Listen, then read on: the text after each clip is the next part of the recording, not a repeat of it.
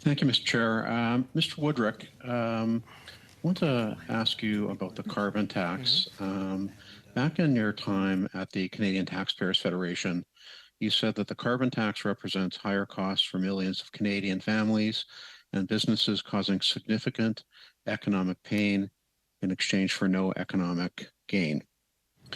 It's the economic pain part that I want to talk to you about as it relates to the Bank of Canada's decision yesterday to hold their policy rate at 5%. Right now, the inflation rate in Canada is roughly 2.8%. We had the bank governor at committee back on October 30th. He said that the carbon tax contributes 0.6% to inflation. Now, after April 1st, it goes up by 0.15. So today, the carbon tax represents 0.75% of the 2.8% inflation rate. So in other words, if the carbon tax had been eliminated, inflation yesterday, when the bank governor decided to hold fast on the overnight policy rate, would have been 2% right on target. From my perspective, it would be very difficult for the bank governor not to reduce the policy rate if the inflation rate was 2%. Would you agree with that analysis? I mean, I would certainly agree that the carbon tax is a contributor to the inflation rate, and I think it is obviously not responsible for the entire rate of inflation, but it is a contributor, is a cost.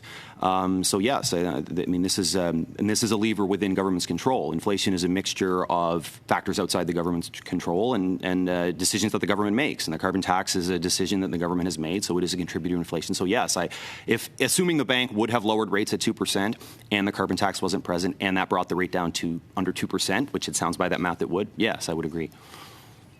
Yeah, and the Parliamentary Budget Officer said, and there's been a lot of debate around this. Government members will say the bank governor said 8 out of 10 families are better off with the rebates. The PBO said that when you take into account the economic effects, that it's 6 out of 10. Certainly, an economic effect is the Bank of Canada's policy rate.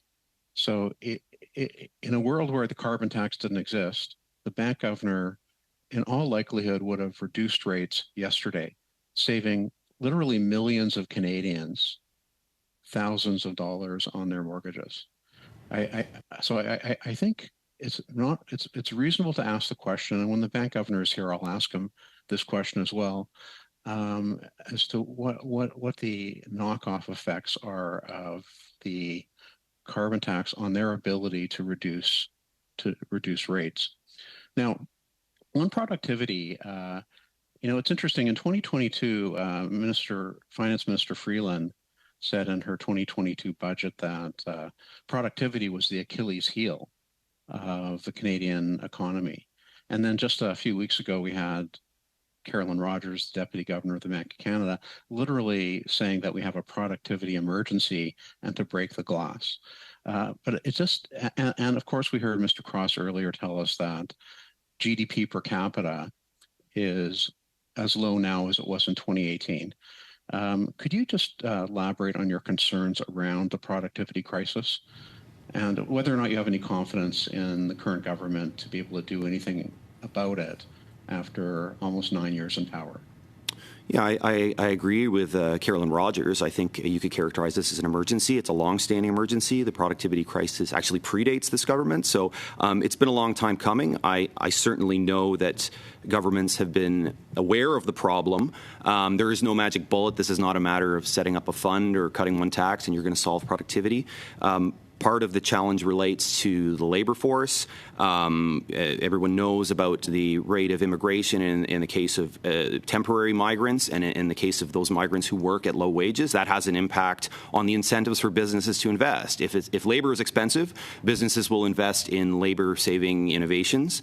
If labor is cheap, then they won't do that. And we have had a policy in this country for a long time that tends to ensure that there's a cheap supply of labor. So that there are trade-offs there too, though. Make no mistake. If people are concerned about cost of living, and then you suddenly have to start paying people $30 to work at Tim Hortons, that's going to impact the price of your coffee. So I think it was Thomas Sowell who said there are no solutions, there are only trade-offs. So you can increase productivity by reducing that pool of cheap labor, but there are going to be knock-on effects in terms of prices.